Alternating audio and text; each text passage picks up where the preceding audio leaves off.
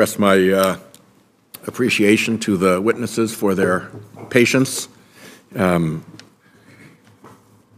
Grassley and I and other members have multiple committee hearings taking place during the day, and where you stand in the queue in those other committees depends on whether you've checked in person. So Senator Grassley and I were both checking in person in finance, and I thank you all for your patience.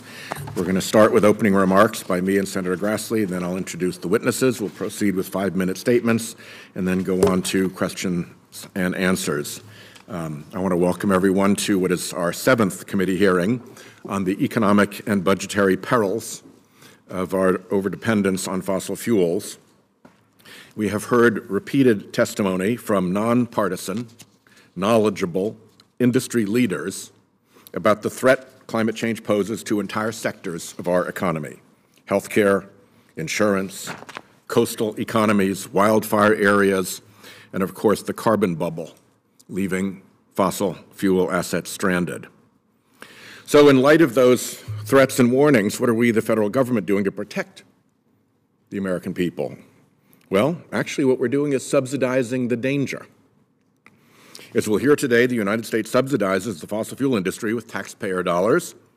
It's not just the U.S. According to the International Energy Agency, the fossil fuel handouts hit a global high of $1 trillion in 2022, the same year that big oil pulled in a record $4 trillion of income. You see the dependence on public funds. In the United States, by some estimates, taxpayers pay about $20 billion every year to the fossil fuel industry. What do we get for that? Economists generally agree, not much. To quote conservative economist Gib Metcalf, these subsidies offer, and I quote, little if any benefit in the form of oil patch jobs, lower prices at the pump, or increased energy security for the country. The cash subsidy to big oil is both big and wrong. But the really big subsidy is the license to pollute for free. The IMF calls this global free pass an implicit fossil fuel subsidy. Economists call it an unpriced externality. Behind these benign-sounding phrases occurs a lot of harm. Start with the harmful effects of local air pollution. Researchers from Harvard found pollutants from oil and gas combustion were responsible for 8.7 million premature deaths annually. The increased mortality rates from heat and air pollution we heard about at last week's hearing. Then, growing costs from intensifying disasters, wildfires, floods, droughts, which according to the OMB could cost the federal budget $2 trillion annually and reduce U.S. GDP 3 to 10% by the end of the century. You tally up the harms, and the International Monetary Fund estimates that the penalty is a $5.4 trillion annual subsidy worldwide. In the United States, it's a $646 billion subsidy every single year. Worse, this almost certainly undercounts the true costs. The London School of Economics reports that studies often underestimate the harm of climate dangers by failing to account for, as we've heard in these hearings, how hazards can cascade across ecological and economic systems. The cascades can cause irreparable damage to human well-being, to ecosystems, and to the U.S. economy. These are the systemic risks that we've been hearing about in these hearings. And as we'll hear from one of our witnesses today, the very act of extracting these dirty fuels has terrible consequences for human health, especially for children. From high rates of birth defects to childhood leukemia, there's ample evidence that communities around oil and gas extraction sites pay an especially high price. It is textbook economics that the price of a product should reflect its true cost. The fossil fuel industry violates this rule of market economies. It does so by spending billions of dollars on disinformation, false doubt, climate obstruction, and political dark money. And why not? To protect one of the most lucrative subsidies in human history. This, ladies and gentlemen, is why we can't have nice things like clean air, safe coral reefs, secure coastlines, and affordable clean energy. Over in the House, MAGA extremists are doubling down on polluter handouts to their big donors with their Default on America Act that puts the American taxpayer on the hook for climate disaster. That bill is not about debts or deficits. It's dirty work for an industry that controls one of the main political parties in this country. Oil and gas extraction represents only about 5% of GDP. Farming, manufacturing, food and beverage, insurance, finance, restaurants, retail, housing, healthcare, all represent a larger share of GDP. Clean energy now accounts for more employment than the fossil fuel industry. But for political influence, to protect those massive subsidies, nothing compares to fossil fuel. It is a fundamental principle of democracy that everyone should get an equal say. But with fossil fuel, the rich and the powerful hoard all the benefits for themselves and leave everyone else, often the most vulnerable Americans, to pay the price. Senator Grassley.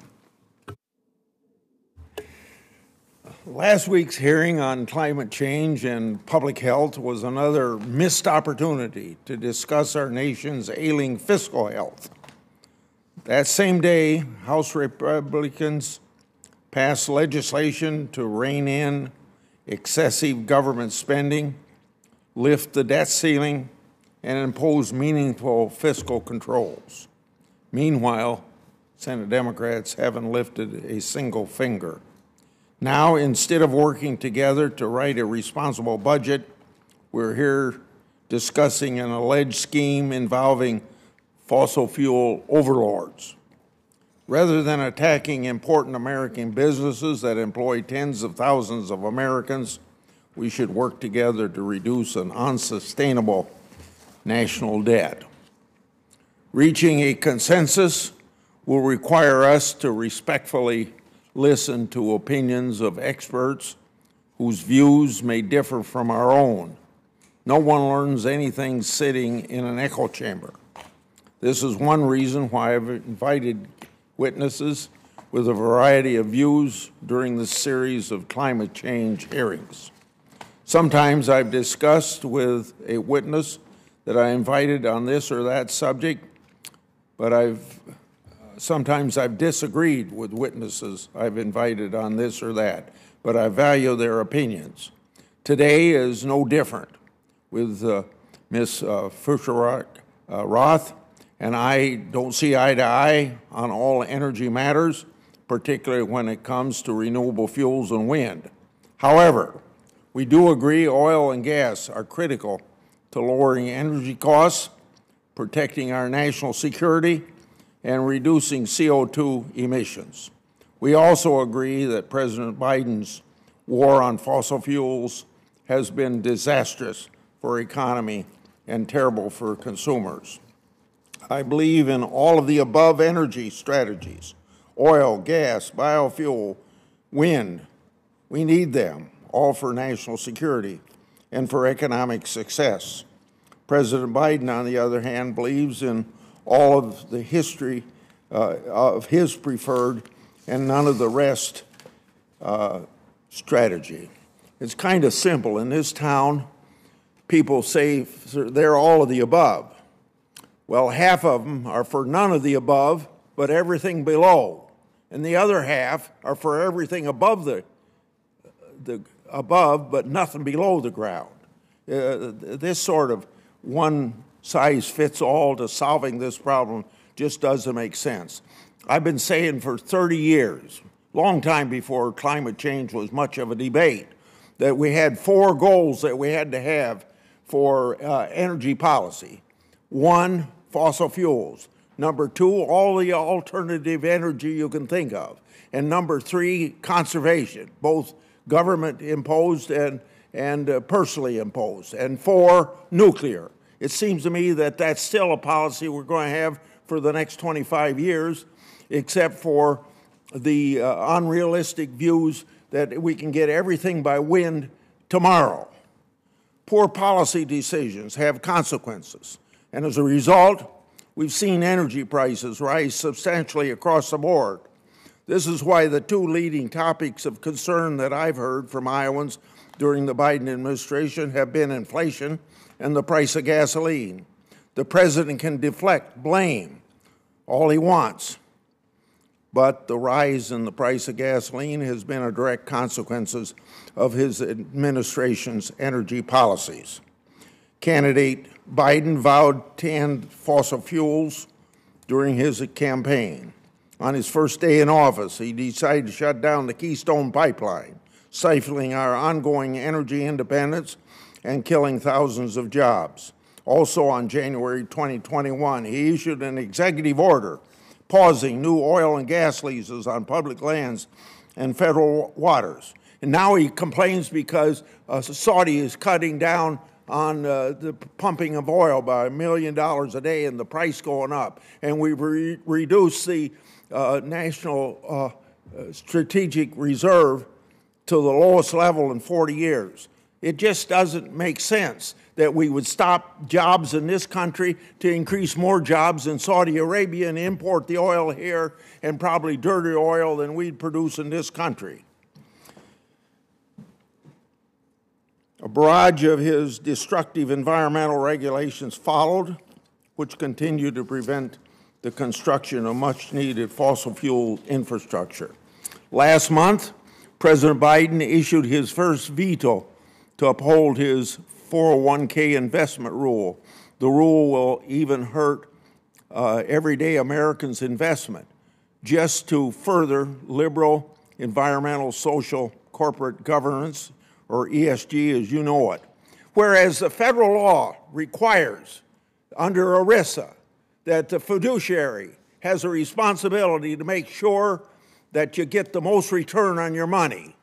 That's what the law says. And this administration, through ESG, is violating that law. And just a few weeks later, President Biden's EPA announced its plan to mandate 2/3 of all new vehicles by electric by 2032. These are the same EVs most Americans can't afford, the same EVs that they say in California last year don't plug in during the heavy use of utilities because you may not get the electricity to charge your EV. But Democrats want to continue subsidizing these as part of their misnamed Inflation Reduction Act, which by now the CBO has proven to us not going to reduce inflation, but actually enhance inflation. And that's that green energy program that's within that bill that has a price tag that seems to be ballooning way above what CBO said it was going to be. And to prove that, we have the Joint Committee on Taxation telling us its tax subsidies will cost $300 billion more than originally advertised, and its costs could rise further once we see updated scores of EV subsidies. The average price of an electric vehicle, according to Kelley Blue Book, is $65,000, roughly the equivalent of Iowa's median household income. But even if half of the Americans could afford an EV, which they can't, an even bigger problem exists. We have neither the load capacity nor the materials to achieve President Biden's energy overhaul. Large swaths of the U.S. electric grid are at risk for shortfalls this summer. Grid reliability is a significant concern already, let alone the concerns over the grid handling load of the President Biden's electric vehicle fantasy. Moreover, we all know that the Communist Party of China has a monopoly on critical mineral mining and refining required to build EV batteries. They're forcing Uyghurs into slavery to bolster their supply chains. That's all being supported by this administration. Meanwhile, environmentalists won't allow us to permit mining projects here in the United States. And think of the inconsistency between the human rights policies of this administration, which I have no disagreement with, but letting the Uyghurs with forced labor to produce some of the stuff that we're going to use in our electric vehicle cars. Or look at what I think it's cobalt or something else that we get from the Congo Republic, that child labor is being used to produce. And this administration and the Republicans in this Congress are against using child labor for anything as far as that's concerned. So not only is this administration pushing policies that drive up the price of gasoline, but their policies would make us even more dependent on a supply chain that runs directly through China. Thank you, Mr. Chairman. Thank you, Senator Grassley. Let me just take a moment and salute you for your long-term leadership on conservation issues, on alternative fuels, particularly ethanol, and on wind power, which is so important in your home state. I appreciate that. I'm the father of the wind energy tax credit. There you go, exactly, and have defended it very strongly. I appreciate that. It's one of the places we work together. 60% of our electricity from wind, and in 4 years we'll get about 80%. And for what it's worth, my Chevy Bolt is very affordable. Let me turn first. Let me introduce the witnesses. We have Ted Gayer here. He's the president of the Niskanen Center. He was formerly the executive vice president of the Brookings Institute. He served as deputy assistant secretary for microeconomic analysis at the Department of Treasury and as a senior economist on the Council of Economic Advisors under President George W. Bush. We welcome his testimony. Next, we have Dr. Nicole Diesel, who is an associate professor at the Yale School of Public Health. She's an expert on the human health impacts of oil and gas development. Her work has contributed to the field's understanding of the underlying exposure mechanisms, the unequal distribution of the health impacts, and the policies for mitigating these dangerous hazards. We look forward to her testimony. Finally, Ms. Diana Furchtgott-Roth is the director of the Center for Energy, Climate, and the Environment at the Heritage Foundation and an adjunct professor at GW. She was formerly a senior fellow at the Manhattan Institute and the Hudson Institute, as well as a fellow at the American Enterprise Institute. She served in the White House under Presidents Reagan, George H.W. Bush, W. Bush, and was Deputy Assistant Secretary for Research and Technology at the Department of Transportation, as well as Acting Assistant Secretary for Economic Policy at Treasury during the Trump administration. Dr. Gayer, welcome. You have 5 minutes to deliver your statement. Chairman Whitehouse, Ranking Member Grassley, and members of the committee, thank you for inviting me here today.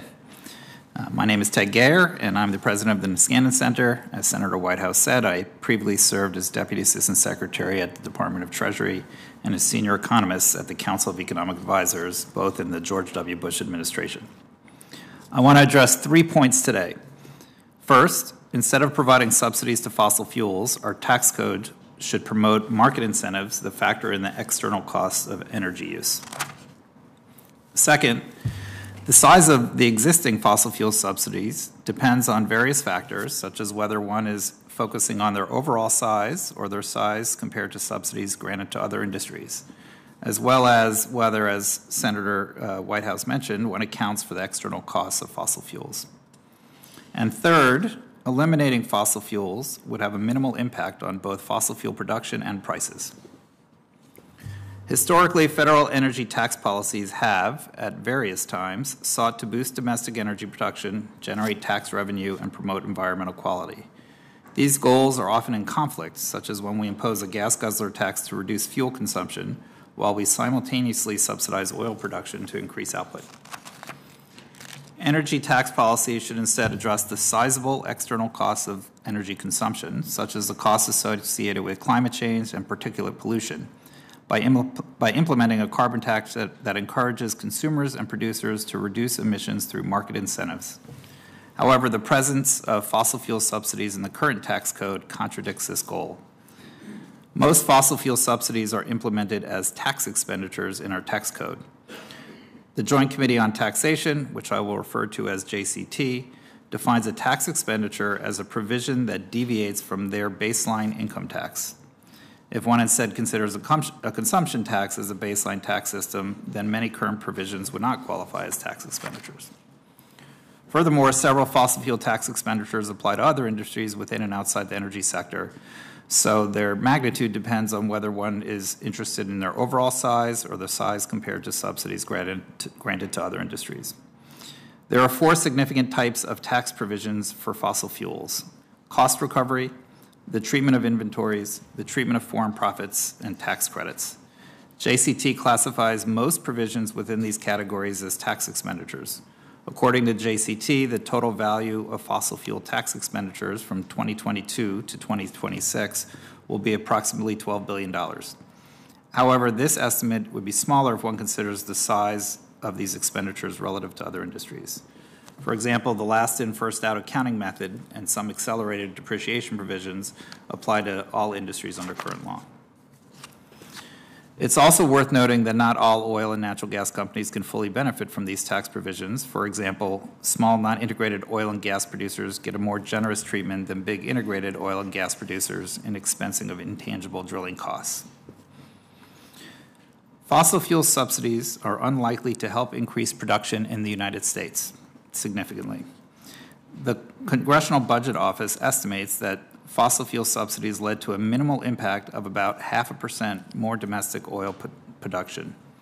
The U.S. Treasury and academic studies, such as the one Senator Whitehouse alluded to, also find similarly small effects of these subsidies on domestic production.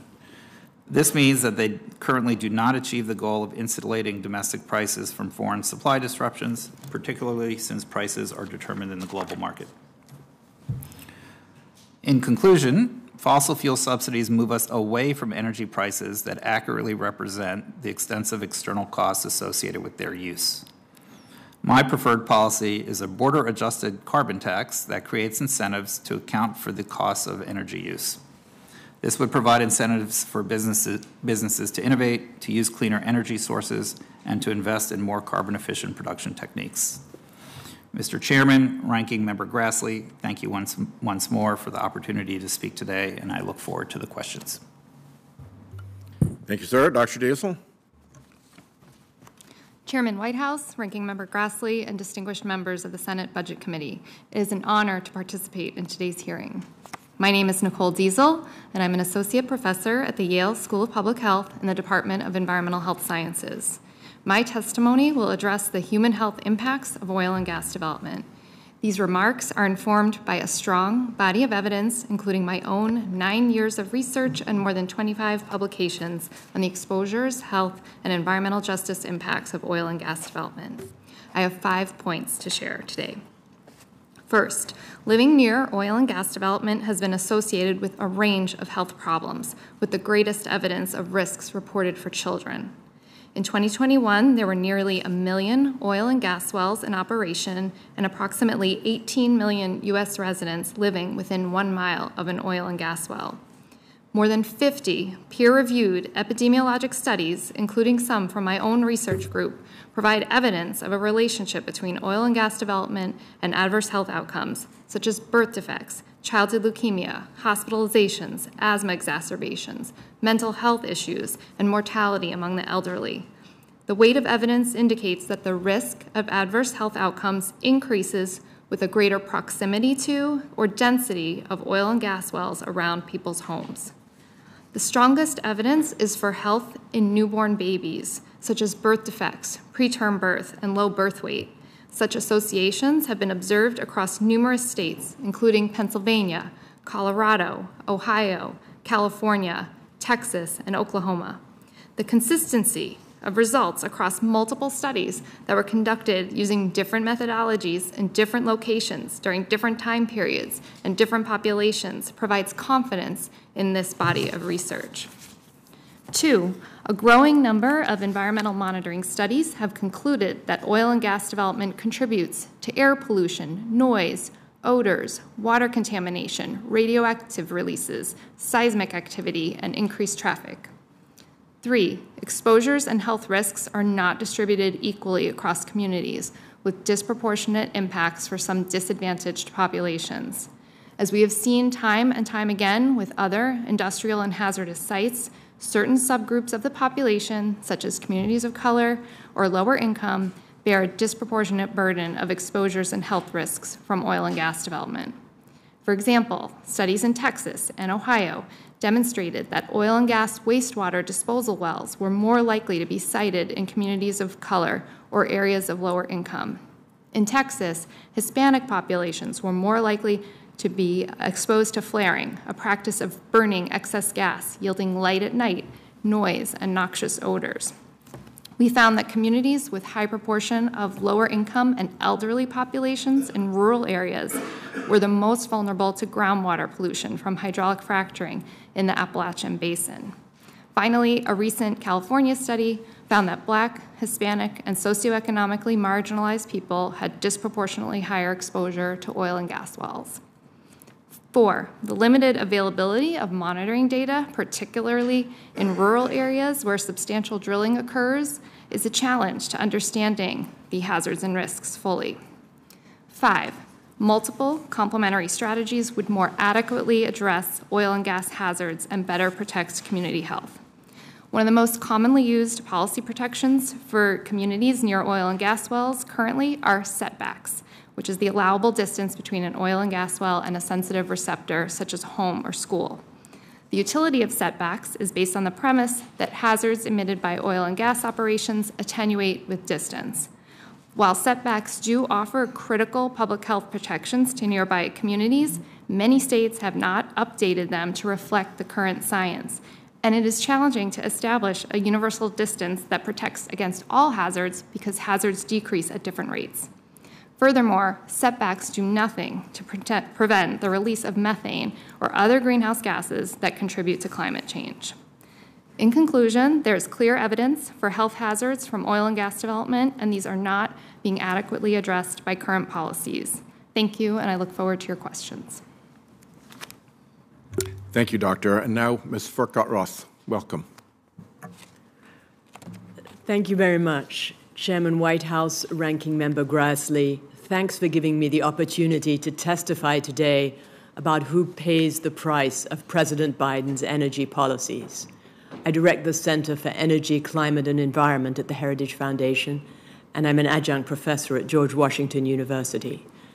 Let me start out by saying that I'm an American due to fossil fuels. My father, on a job interview here in 1967, was so impressed that Americans heated the bathrooms that he moved his whole family here from London. In London, my dad heated the house with kerosene heaters, filling them up every night, which gives me a profound appreciation both for fossil fuels and for central heating systems. Poor and middle-class people pay a steep price for President Biden's energy agenda.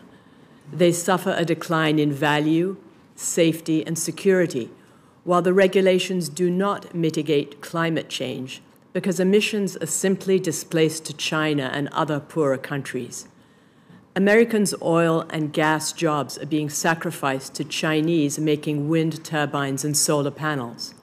Americans' auto jobs are being sacrificed to Chinese making batteries and mining for rare earth minerals. Sometimes Chinese slaves and child workers are taking these American jobs.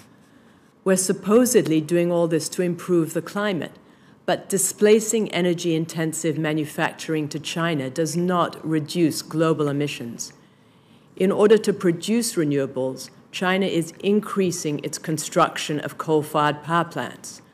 America has 225 coal-fired power plants, and China has over 1,000. That's half of all the coal-fired power plants in the world. That's one reason why China has increased carbon emissions by over 5,000 million metric tons over the past 16 years, while America's carbon emissions have declined by 1,000 million metric tons due to the use of our clean natural gas. Last week, Stellantis, after closing an Illinois plant in December, announced it would be cutting 3,500 jobs in Detroit due to its forced transition to electric vehicles. GM and Ford are also laying off workers for the same reason. United Auto Worker President Shawn Fain said on April 26th, quote, "This is a slap in the face to our members, their families, their communities, and the American people who saved this company 15 years ago. Even now, politicians and taxpayers are bankrolling the electric vehicle transition, and this is the thanks the working class gets." Unquote. In April, the Joint Tax Committee estimated that green tax credits from the Inflation Reduction Act will cost taxpayers $570 billion from 2023 to 2033. As of 2022, wind and solar power produce less than 6% of our domestic primary energy consumption.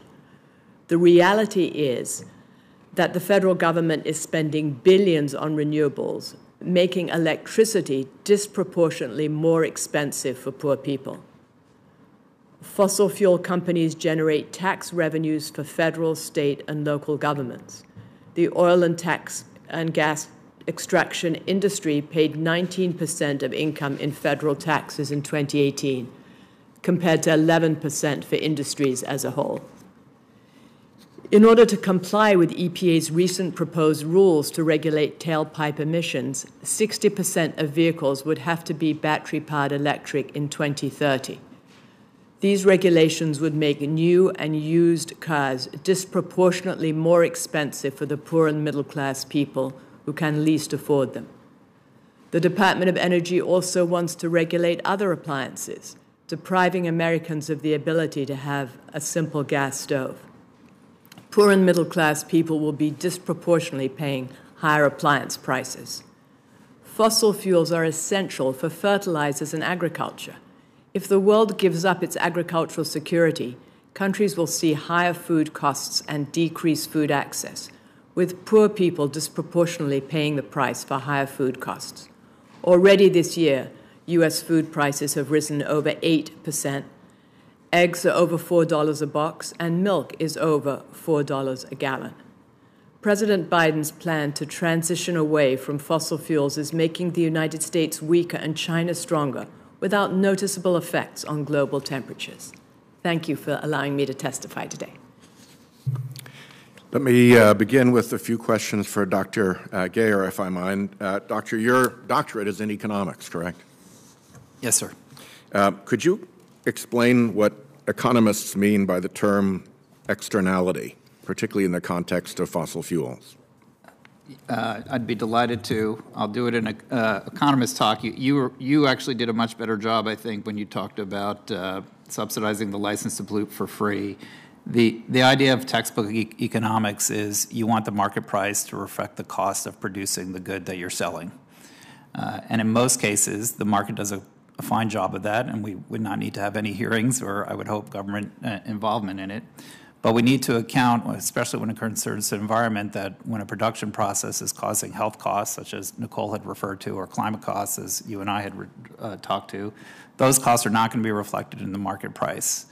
And so the economic prescription for that is simple, which is to try and set a tax equal to that price so that not to shut down a market, not to penalize unnecessarily. It's not a matter of retribution. It's a matter of what makes good economic sense and accounts for the cost of the production of a good. So that's internalized into the production and consumption decisions, and it relies on the power of prices in order to allocate these goods accordingly. Simply put, if you had two factories on the same river, and one was throwing all its trash and waste into the river, and the other was paying to have it cleaned up, that would be an unfair subsidy of the one that was throwing all its trash and waste in the river, correct? Yes, that's much more eloquently put than my textbook example, but yes. If we were to do a carbon price, that creates the risk of giving advantage to overseas competitors. Yeah. And your testimony calls for your carbon price idea to be border adjusted. Yes. Could you explain what you mean by it being border adjusted and what kind of effect that would have on pollution from other countries, specifically China and India? Yes. So one of the attributes of a carbon tax is relative to a lot of other policies, it's actually not super complicated to administer. You levy the tax at the source. If it's a domestic source, you levy it at the coal mine or the wellhead. But if you were to just stop there, then imported goods their prices would not reflect the carbon content of their goods, and as you said, would give an unfair advantage to foreign imports. And so the idea of a border-adjusted tax is to make sure that any goods that we import, their costs reflect the same external costs that domestic producers are facing. And so you would adjust the tax and make sure that they are subject to the same tax. The advantage of doing so, I would say, are twofold. One is in the realm of economics, as you said. It would alleviate or eliminate any competitive advantage that foreign companies would have in exporting to the United States if we had a carbon tax. And two is less about economics and more about diplomacy, and we need to get to a world where we are leading the world in addressing climate change, and doing so and levying a tax internally and also on products that people sell to the United States is a clear signal that we need reciprocity, and this needs to be a global solution. The EU just passed its carbon border adjustment mechanism. They call it their CBAM.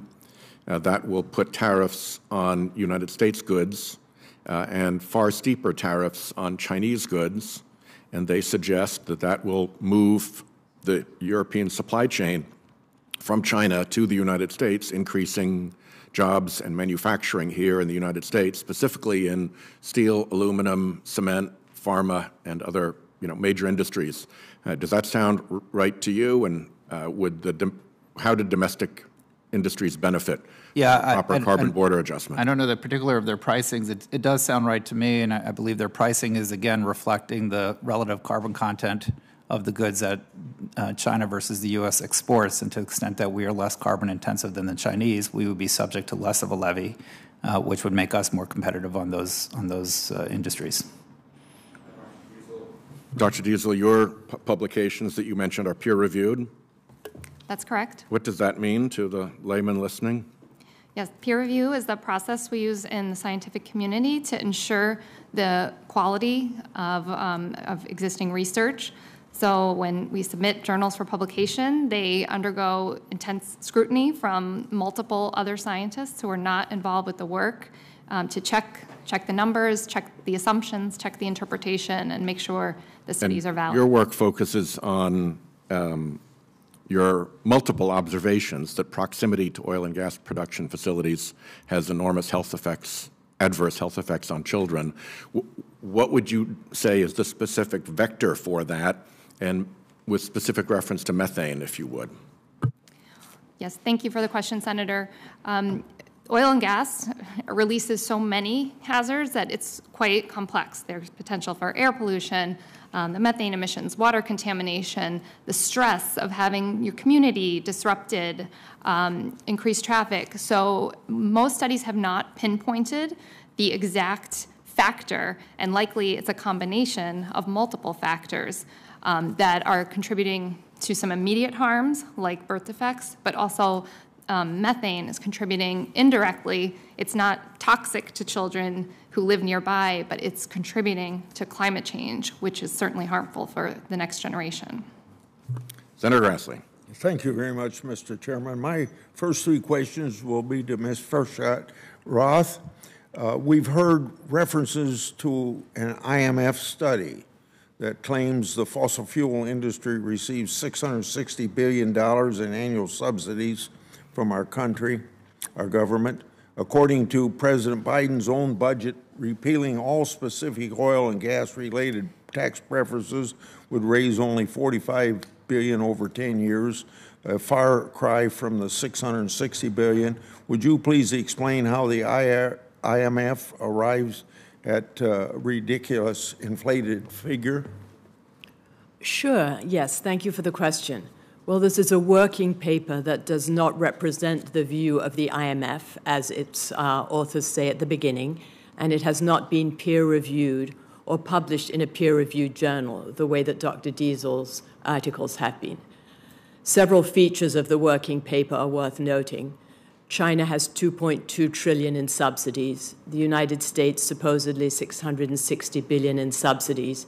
But the IMF uses the word subsidies to include not just direct taxpayer support for fuel use, but an estimate of environmental costs for the combustion of the fuel. Nearly half of the subsidy calculations are related to coal use. In fact, to the extent that onshore and offshore oil and natural gas development provides additional volumes of natural gas that can substitute for coal combustion, it would substantially lower the IMF estimates of the effective subsidy. In addition, the report makes no adjustment for revenues collected by federal, state, and local jurisdictions for oil and gas development of public and private lands. And according to the Department of Interior, the federal government alone collected over $100 billion in oil and gas revenues between 2005 and 2015.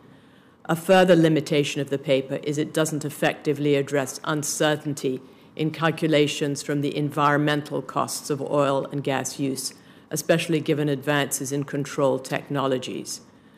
The paper has no estimate of environmental costs from wind or solar or hydropower. It discusses benefits of making fuel more expensive, but not benefits of making it less expensive.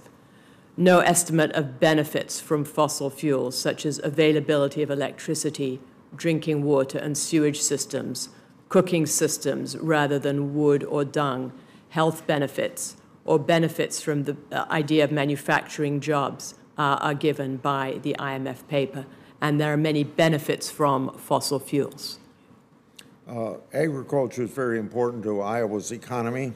Over the course of these climate change hearings, we've heard from Democrat witnesses who support market-altering and consumer policies to limit fossil fuel consumption and drive down emissions.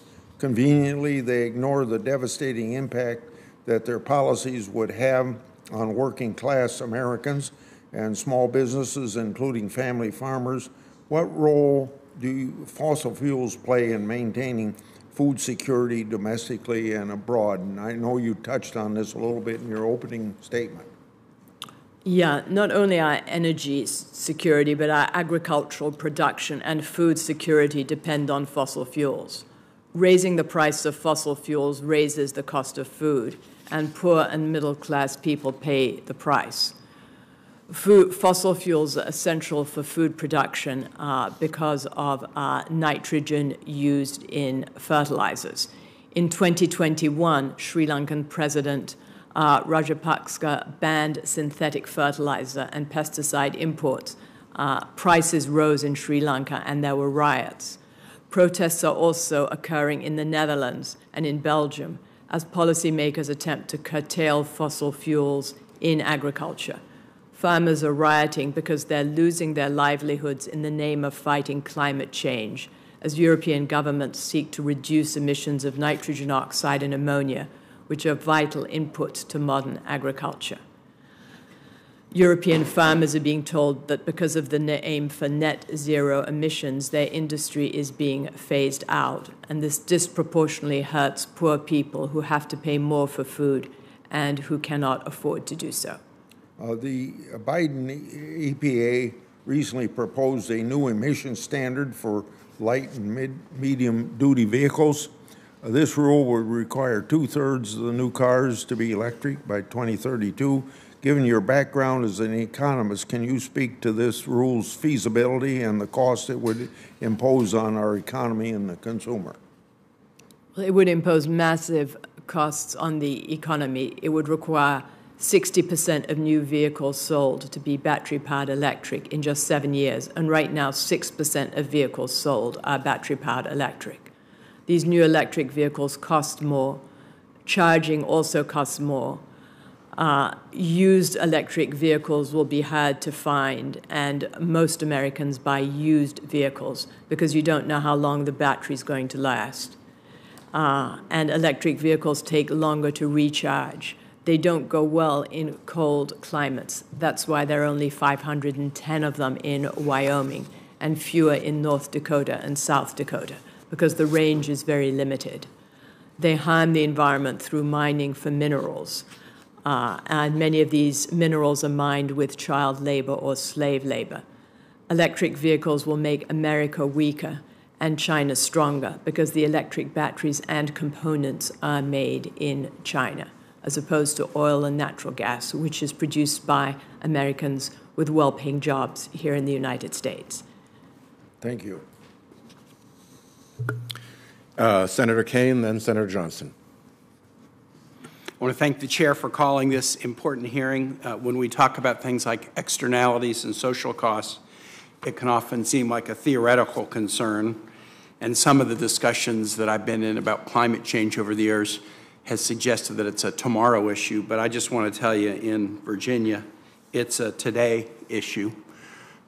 We have one of the most vulnerable parts of the United States in terms of sea level rise in the Hampton Roads area.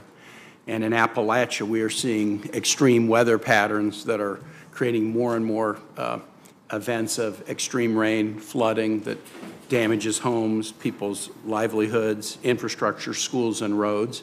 Interestingly enough, some of the rain data in Virginia on an annual basis is not changing that much in these communities. It's just that the frequency, the randomness, the severity of storms is changing, and the infrastructure was not really built for that. And so now when we talk about climate change in Virginia, including in some areas that have traditionally been producers of fossil fuel, the coal fields of Southwest Virginia, people understand it's not a tomorrow issue or it's not somebody else's issue, it's theirs.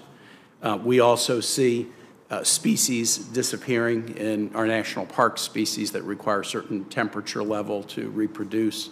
As temperatures rise, they have to move higher and higher up in the Shenandoah National Park, for example, and eventually the acreages where they can live and reproduce are disappearing.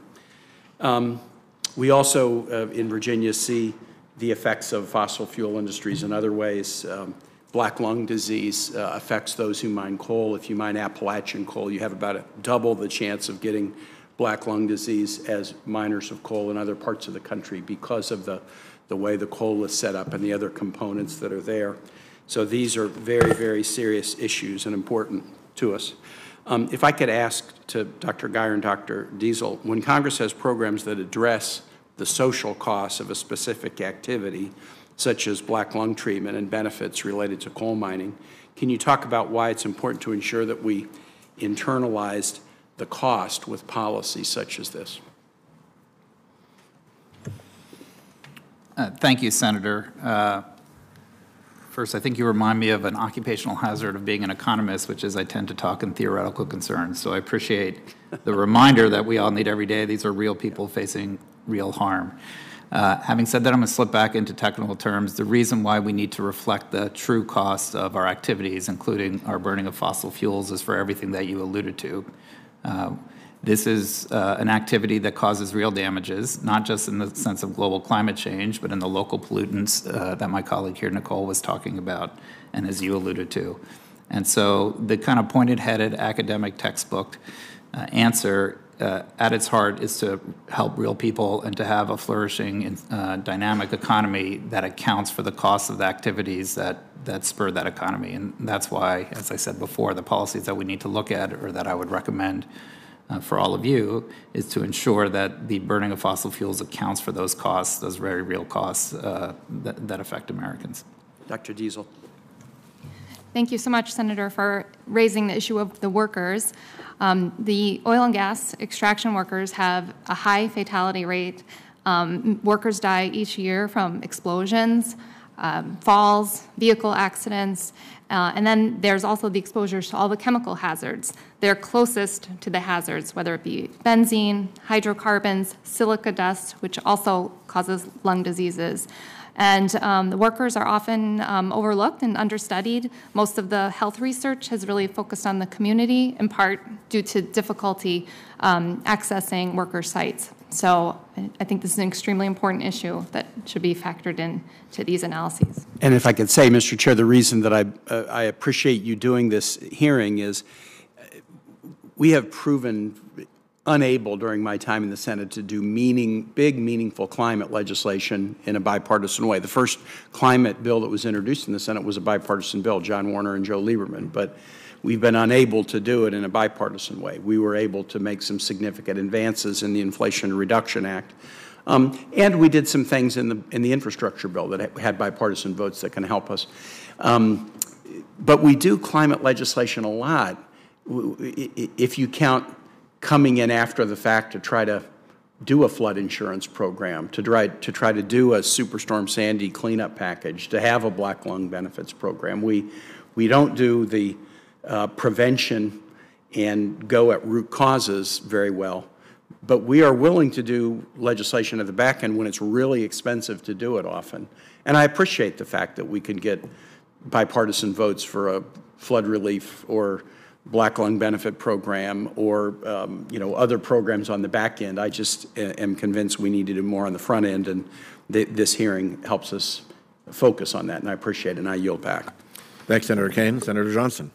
Thank you, Mr. Chairman. Dr. Guyer, you're an economist, so I want to go and compare and contrast fossil fuels versus green energy in terms of subsidies, in terms of externalities, in terms of benefits. So let's first talk about the cost of subsidies. In your testimony, you said that the subsidies in the U.S. for fossil fuels about $12 billion over 5 years, correct? The Inflation Reduction Act, I think it's over 10 years, over about $400 billion, but a Goldman Sachs study said to be closer to $1.2 trillion. So just comparing that $12 billion versus $1,200 billion worth of costs, sure subsidizing a whole lot more green energy, correct?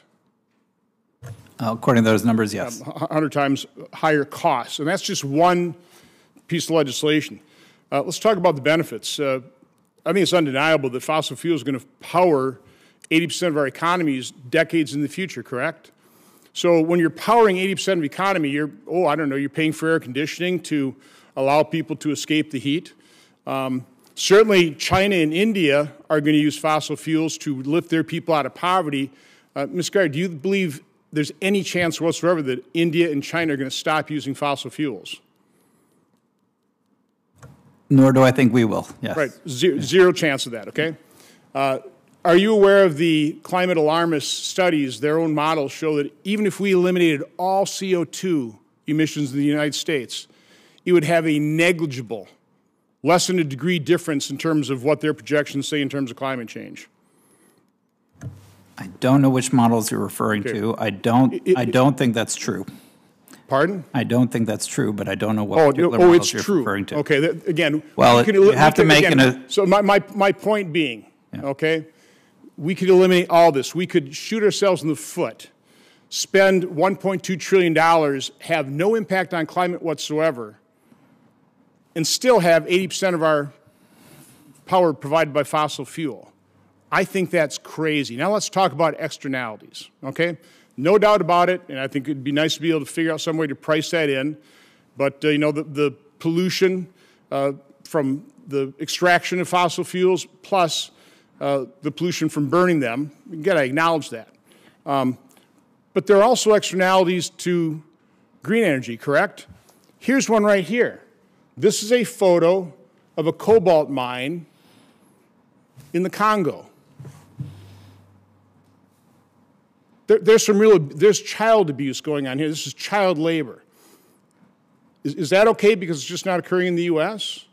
Why are we not accounting for all of the mining that is going to be required to provide the copper, the lithium, the rare earth minerals, the cobalt? Have you studied that cost of externalities? Have the climate alarmists studied that? Are they accounting for whatsoever? Not to mention the impracticality of actually mining enough to produce the number of electric vehicles they're contemplating. Ms. Roth, can you speak to that?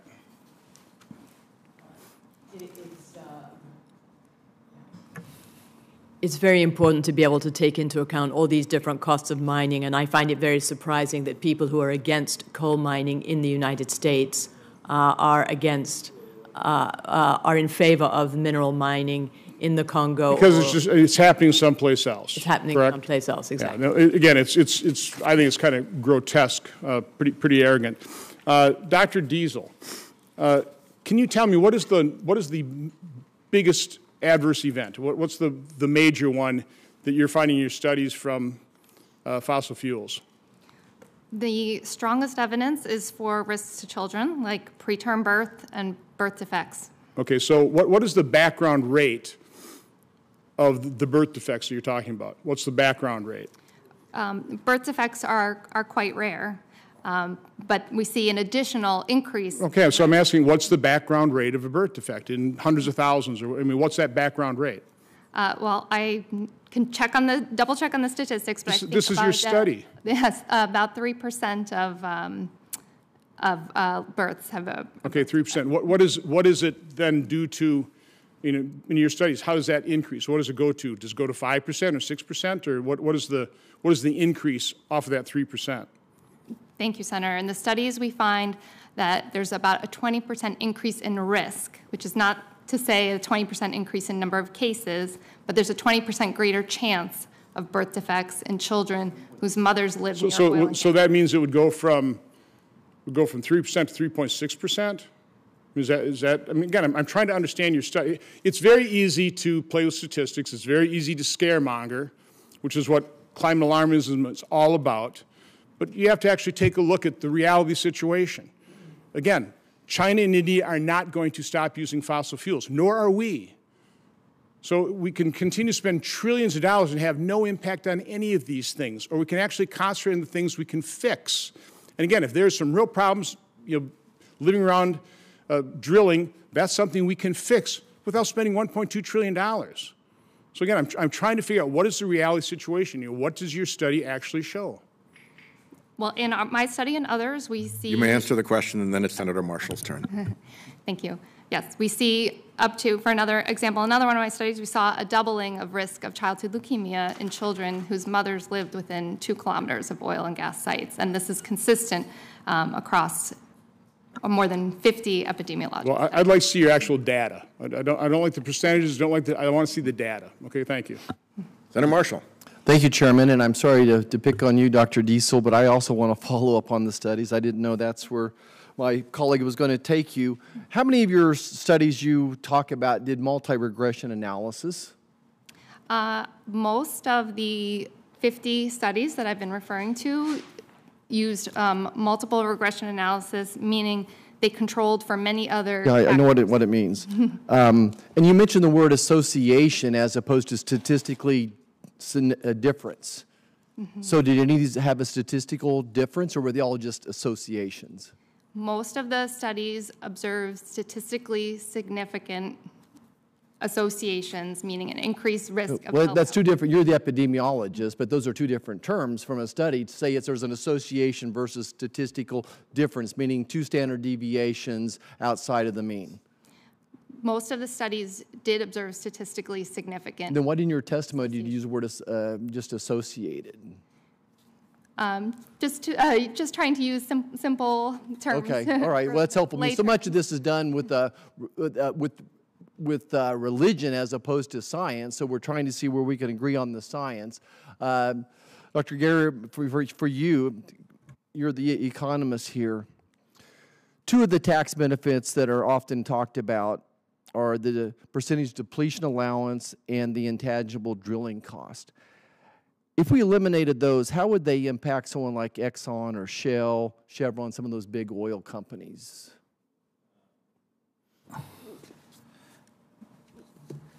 Marginally. I think every study, if you look at the full suite of tax expenditure subsidies, have only a marginal effect on promoting production. So it would increase their tax bill for sure, but as far as production and prices go, it would have a de minimis effect. So my understanding that the folks that benefit from these, from the bottom line, are the small producers like in Kansas making 5 or 10 barrels per day, and that these larger companies don't benefit from them. So I think that's a common misconception, and I think it's so important for national security that we have more than 4 big oil companies making oil and gas for this world, and that these small oil producers need those to stay in business. I want to talk about methane for a second as well, and probably go back to Dr. Diesel. A third of the methane produced in this country is from wetlands, and about 20% from city landfills. You spoke about methane in particular. Did your studies take that into account? Were these locations close to some type of wetlands or to city landfills as well? Thank you for the question. Actually, my studies did not focus on methane. My studies focused on more of the hazardous emissions coming from oil and gas sites. Methane contributes to climate change, so in that sense it's hazardous, but my studies looked at the more immediate consequences of exposures to toxic. But certainly methane is one of the major concerns for greenhouse gases from the oil and gas industry. Certainly oil and gas industry needs to own that about a third of them do come from the oil and gas industry, but a third of them come from wetlands as well. So are you suggesting we should I don't know, what, bulldoze in the wetlands too? It's a think- rhetorical question. I shouldn't have asked it as well. So often in this world we live in D.C., we try to think about the environment in different perspectives. And certainly I just want the chairman to know, my friends across the aisle, that I want to leave this world cleaner, healthier, and safer than we found it. But also we need to think about affordability and reliability when it comes to energy as well.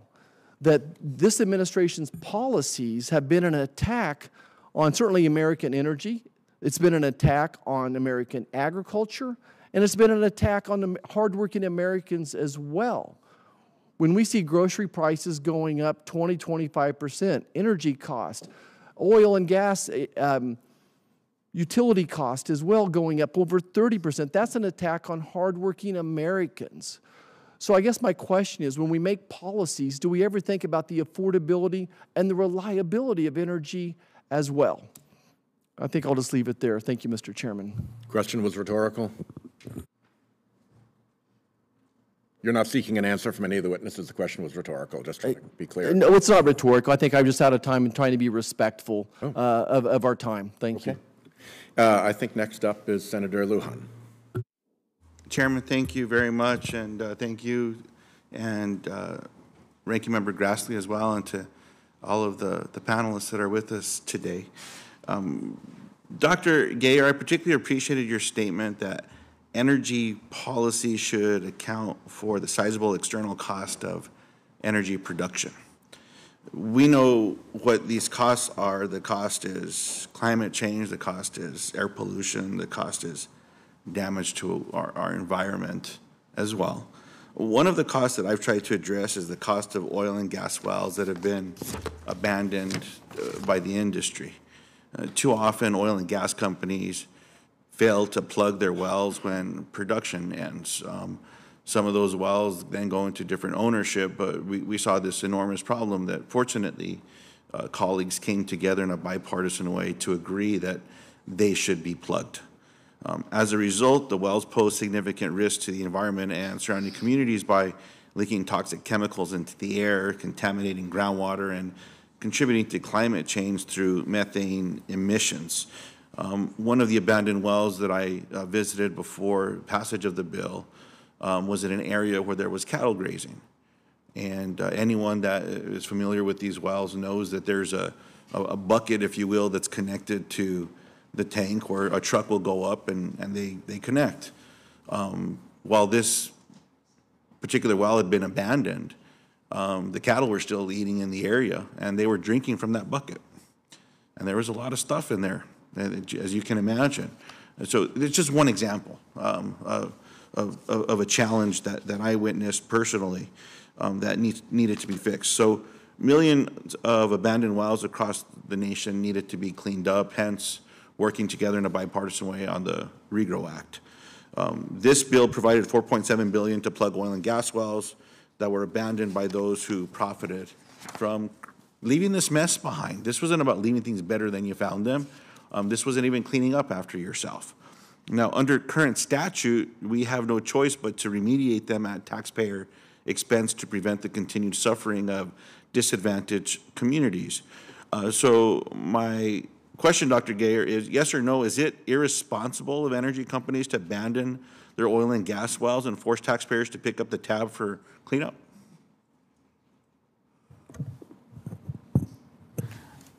I don't know the particular examples. My short answer is yes. My long answer is to commend. I think you're right. This is an issue that carbon taxation has lots of merits, but it's not going to meaningfully address the concern of abandoned wells. So regulatory, legal liability, and in this case, public funding to clean up the mess, I think is the right way to do it. You touched on my follow-up question, which was, do you believe that operators should be held responsible for their activities impacts up front before drilling begins rather than offloading the burden on taxpayers? So one of the risks is you asked You're asking a legal question to an economist, so I don't know the legal aspects, and I don't know what the current existing law is, but certainly we should have a legal apparatus where you cannot abandon harmful materials and leave it to either harm people or for the federal government to intervene ex post. I appreciate that. Dr. Diesel, last year Congress passed the Inflation Reduction Act, and this historic piece of legislation is accelerating the transition to a clean energy economy, creating millions of good-paying jobs and providing cleaner air and better health for us. There was a substantial investment, $369 billion in production and investment tax incentives to promote technologies that improve air quality and reduce emissions. Yes or no, will the Inflation Reduction Act improve public health by reducing air pollution? Thank you, Senator. Engineering controls, like emission controls that can be implemented at oil and gas sites, is certainly an important public health tool for the fossil fuel industry. However, it's not enough. These devices only capture certain pollutants, like air pollutants or potentially methane. They do nothing to address noise, water contamination, traffic, the degradation of the landscape. So they're an incomplete solution to the public health issue of oil and gas extraction. So they'd have to be coupled with some other strategies. Do you think repealing the Inflation Reduction Act would damage the health of citizens across the country, especially children and the elderly? I think we need as many protections, layers of protections as we can get, including air emission controls. Would protect public health. Why do we need more protections? Why do we need more of those tools? Well, oil and gas sites have been shown to emit toxic air pollutants and methane. Many studies have concluded that. So if there are fewer of those protections, then that would lead to a concern with public health? Yes, fewer protections would mean more exposures and health risks to nearby communities. Appreciate it. Mr. Chairman, that sounds to me like if there was a repeal of the Inflation Reduction Act, that it would create damage to the health of citizens and the elderly and children as well. I thank you for the time and appreciate the panelists being here. We turn to Senator Braun.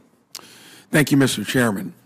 I've been listening to the entire conversation, just not from here, but I've been involved in it as a Republican from almost the time I got here in the U.S. Senate.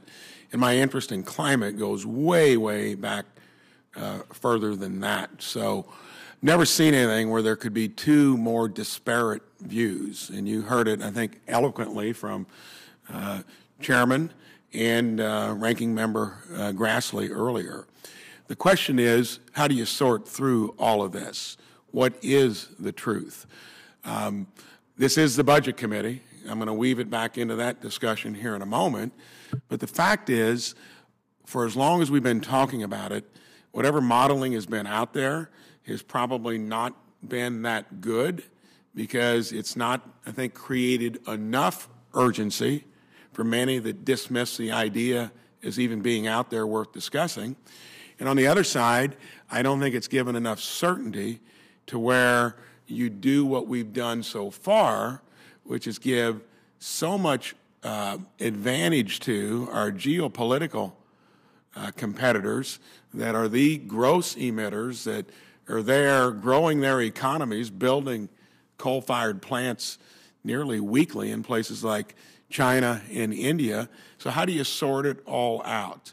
Well, I think then you got to come back and take what has been kind of weak information, modeling that if it was that good, the case would be made, and how do you survive into the future to do something about it? Then let's look at what else is in play. This comes back to budget. We're currently running $2 trillion deficits. And I think if the other side of the aisle had its way, it would even be deeper than that because there would have been more legislation based upon borrowing money on something that's a little amorphous in general. Let's look at the other side. Started the climate caucus here with Chris Coons back in July, I think, of 19, and there's clear consensus, I think, across the economic community here in this country that something is afoot. When I talk to the main stakeholders, even in places like Exxon, Chevron, They say there's an issue. They also tell me they have no idea how they're going to get beyond the low-hanging fruit. In other words, past the things they have committed to do 2030 to 2035. And the consensus I hear mostly is that it's going to take some technological breakthrough that we haven't even found yet. A lot is working there as well. So do you absolutely plow forward to where it's the concept of present value? Present value in finance means the variables you know about are what is happening closer to the present. In other words, if you're investing so much currently, you don't know how it's going to turn out until you get the uncertain cash flow that occurs down the road. I think that's where we're at. I know as one who got texts when you got involved in climate, have you gone to the dark side? Don't think so. I think we ought to be in the conversation. And I get that politically from young Republicans, young conservatives, faith-based communities, from evangelicals to Catholics. And then you throw farmers in there who are conservative politically by nature, who know something is afoot. I'm still involved in that, and I'd have to agree with them.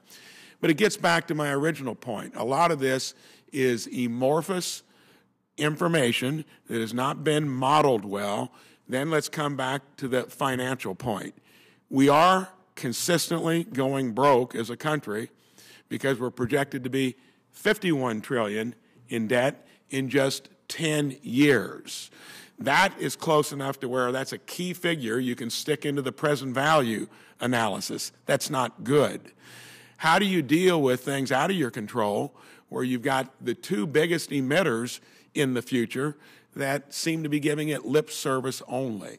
And in business, in anything else, you've got to mix the short-run survivability with your long-term goals. We should have never gotten rid of our energy independence like we did, because I think that's caused political problems across the spectrum, especially on the other side of the aisle. Budget deficits that look like they're going to get worse rather than get better. What do we do with it? Where do we go from here? We obviously don't want to add further to the present value of pain financially. We need to revive whatever it's going to take to have reliable base load production on the electric side. We're going to need transportation is going to have to be looked at. It would overtax the grid in a way that we couldn't do it, but we still need to navigate towards something that's affordable. I put this out there now as a statement. I'll have a few questions if you're going to do a second round. I want to respect that. But I'm saying that the most important thing is we've got to survive into the mid and long term financially, and we currently don't look like we're doing it in the way we run the federal government in general, whether it's on health care, whether it's on climate, whether it's on anything else we do. I'll yield back, and if there is time for further questions, I'll have a few.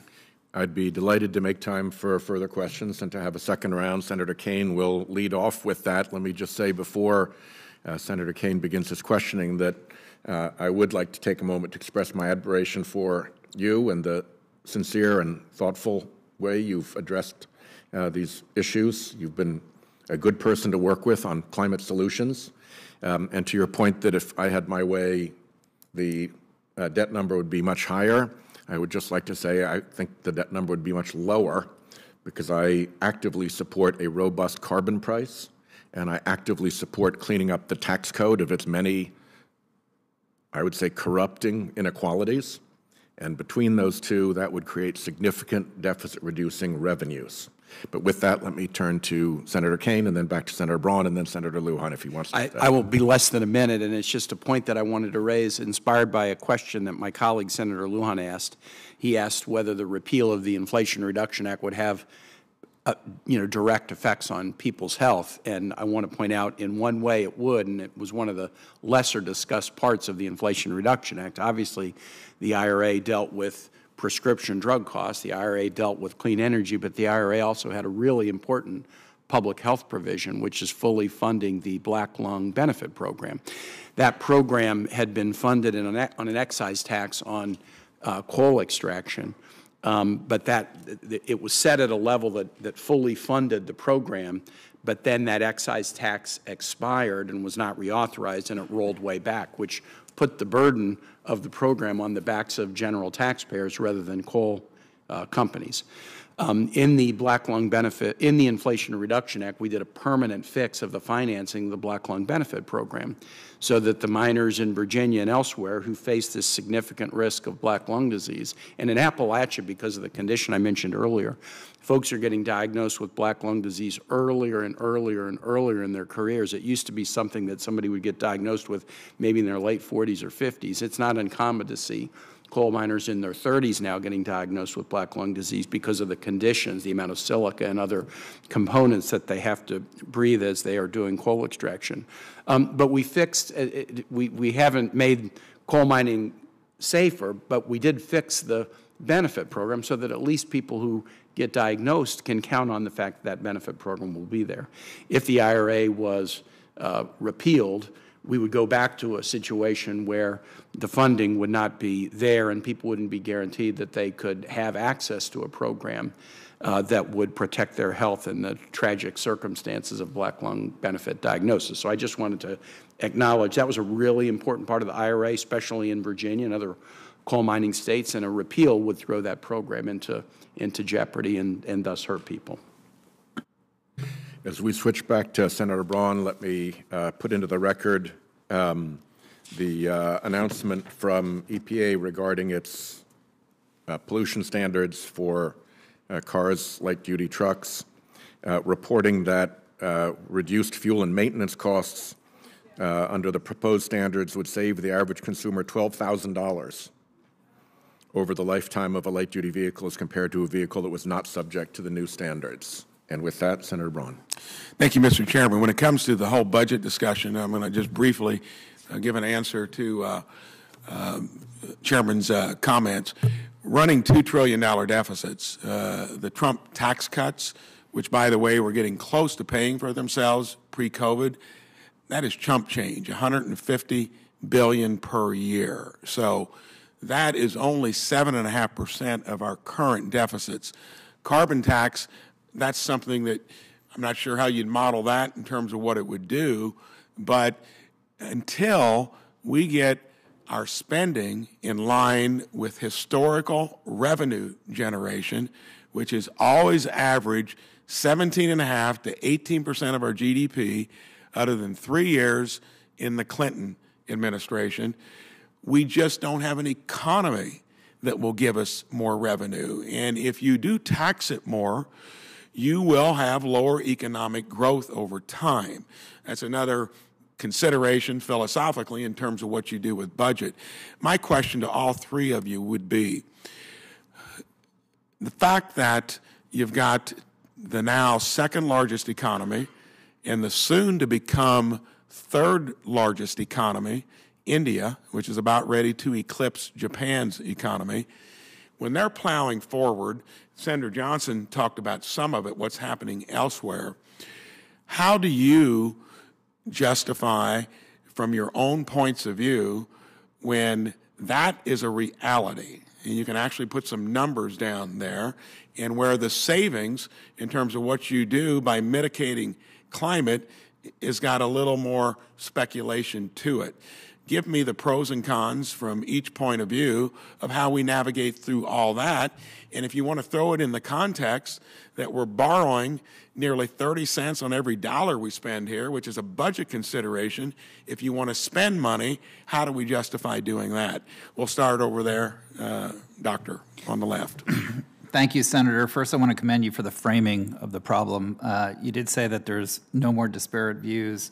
Maybe I'm being overly optimistic. I hear equal concern for the welfare of Americans, whether or not it's health or whether or not it's economic. And so I'm going to try and sell you a little bit on why I'm for a carbon tax. A carbon tax is less intrusive. It'll spur innovation. It'll protect the economic interests of Americans.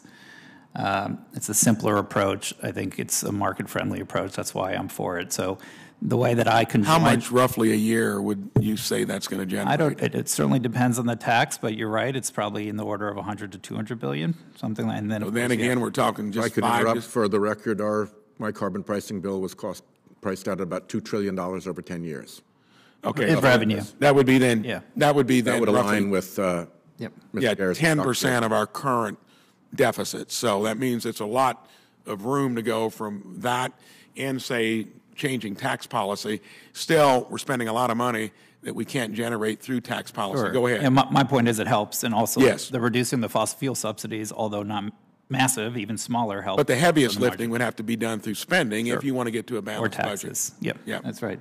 So, I guess I'm trying to be a little bit more optimistic that there's a policy out there that kind of joins the two sides and their concerns on both the economic and health consequences of our energy use.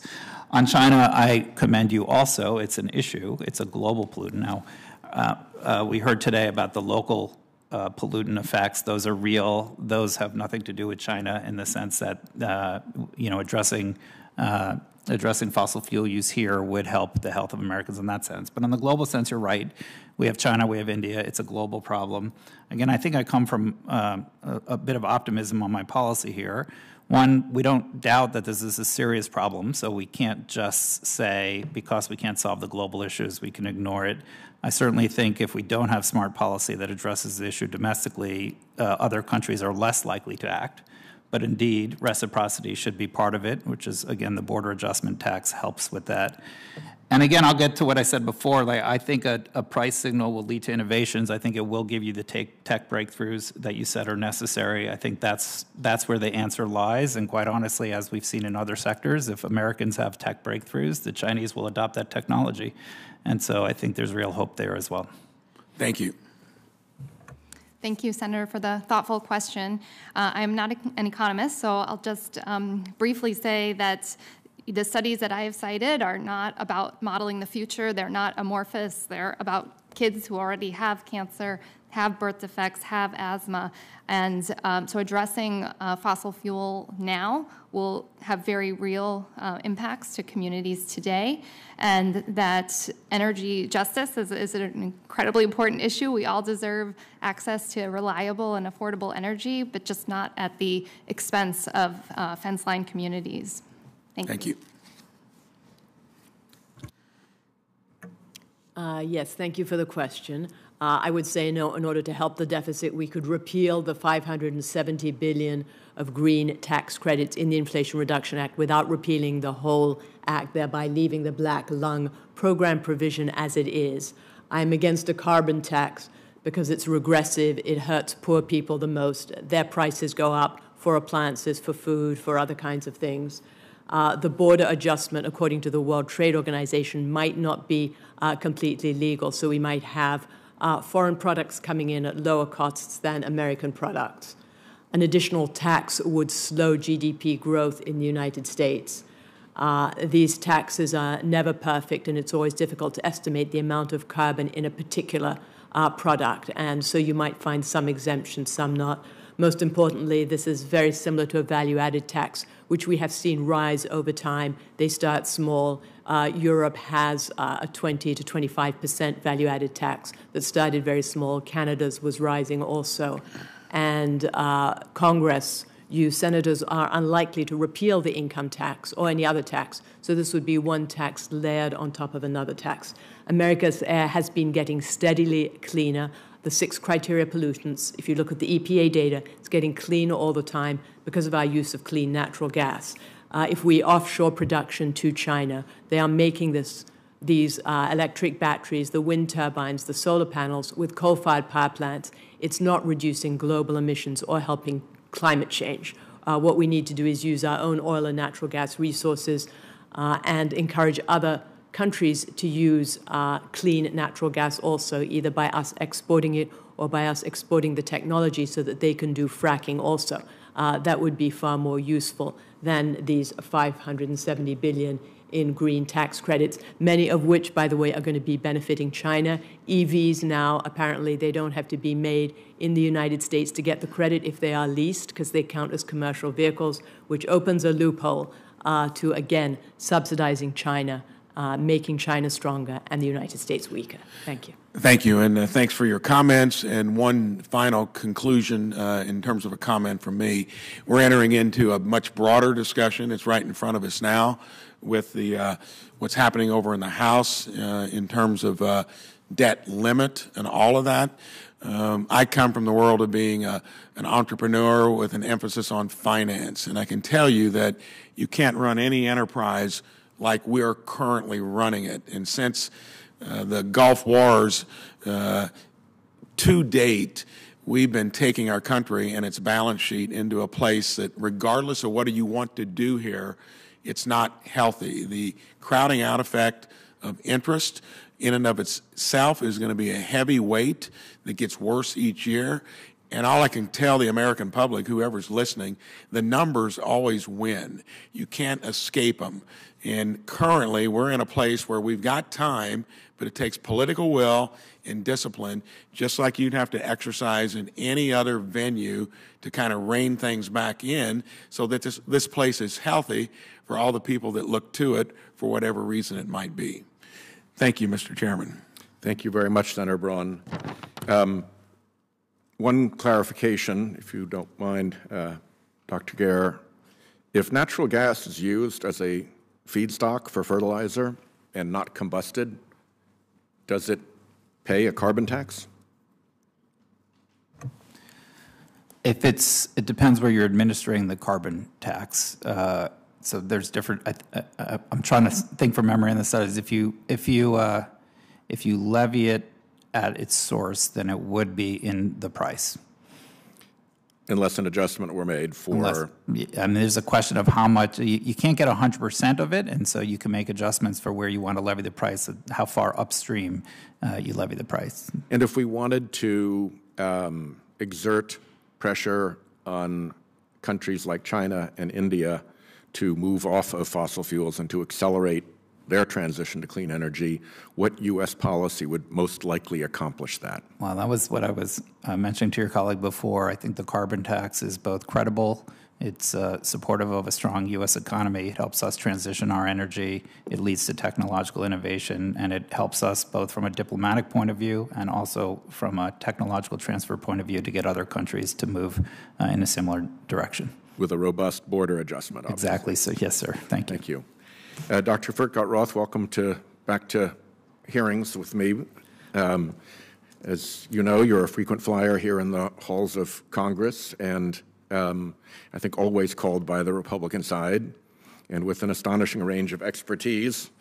My review of your testimonies is that you've testified on subjects as diverse as the capital gains tax, the challenges of the 21st century workplace, Chief Justice Roberts' record on women's rights, education reform, the Paycheck Fairness Act, residency and right to work issues, medical bankruptcy reform, Samoan fisheries subsidies, the gender pay gap, a balanced budget amendment, that the Affordable Care Act would lead to high unemployment rates, that to help older workers find jobs, we should roll back the Affordable Care Act, eliminate EPA regulations on coal, and approve the Keystone XL pipeline, on sequestration, on health insurance, on taxation, on empowerment in the workplace, on job vacancies, on the American Rescue Plan telling employees not to show up for work,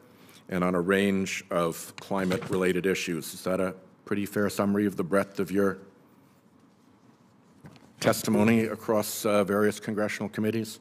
Yes, I'm fortunate to have been able to write 6 books, hundreds of articles. I've been chief economist of the Labor Department, the equivalent of chief economist of the Treasury Department, and chief of staff of the Council of Economic Advisors. Yeah, so I've had a lot of experience. That's in your resume, and you worked before for the American Petroleum Institute, is that correct? 4 years at the American Petroleum Institute, but and unfortunately... then you worked at the American Enterprise Institute, is that correct? Yes. And then the Hudson Institute? I did work for the Hudson Institute. And the Manhattan Institute? Yes. And now the Heritage Foundation? Yes, yes. And every single one of those groups is funded by the fossil fuel industry, is that not true? Well, unfortunately, I don't have the benefit of being able to rely on a family fortune made in the Minnesota gas business or having my spouse's family fortune come from United Gas. And the Heritage Foundation is a club that anyone can join, not just white people. During 2021, it had hundreds of thousands of individual, foundation, and corporate supporters representing every state in the United States. Do you know how much funding it received from the oil and gas Baron Koch Industries political operation? The top 5 corporate givers provided the Heritage Foundation with only 1% of its 2021 income. Individuals contributed 82%, foundations 12%, corporations 1%, program revenue and other income 5%. Well, the answer is that it's over $5 million from the Koch's various foundations since 1996, from Donors Trust and Donors Capital Fund, which are the great pass-throughs for the fossil fuel industry, to obscure their role. Heritage has received over $2 million. It's received nearly $750,000 from Exxon since 1998. In 2019, Heritage reported on its tax return that its various direct mail, telemarketing, and fundraising efforts were responsible for 19 of the $117 million it received. Can you explain where the other $98 million came from? As I said, we have hundreds of thousands of individual donors, and I've been writing, as you point out, the same things throughout all my career as a professional economist, beginning in 1985.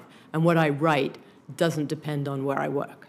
You wrote, for instance, in a Forbes column last year that renewables actually increase global emissions. Do you stand by that comment? Yes, because they are made with coal-fired power plants in China. I did explain that if renewables that wind turbines and solar panels are made, and batteries are made with coal-fired power plants in China.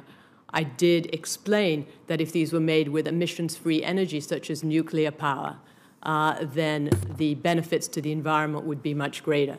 But many environmentalists who are in favor of renewables are against dense emission nuclear power, and therefore making these renewables often raises emissions. In addition to stating that renewables actually increase global emissions, have you also agreed that recent data, and I quote here, calls into question the conclusion that humans are the dominant cause of recent climate change?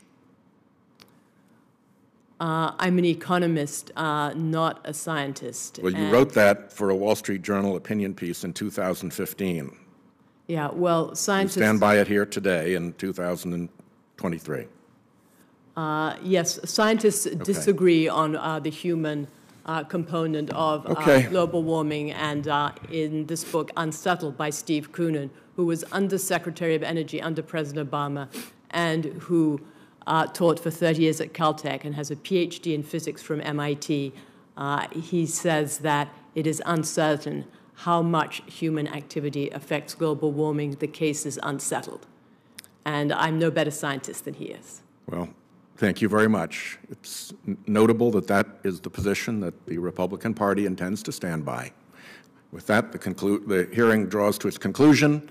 Anybody wishing to ask a question for the record would try to get that in by noon tomorrow, and 1 week from that to get any answers. So if you've got a QFR, please respond quickly with an answer within a week. And with that, the hearing is concluded. Thank you.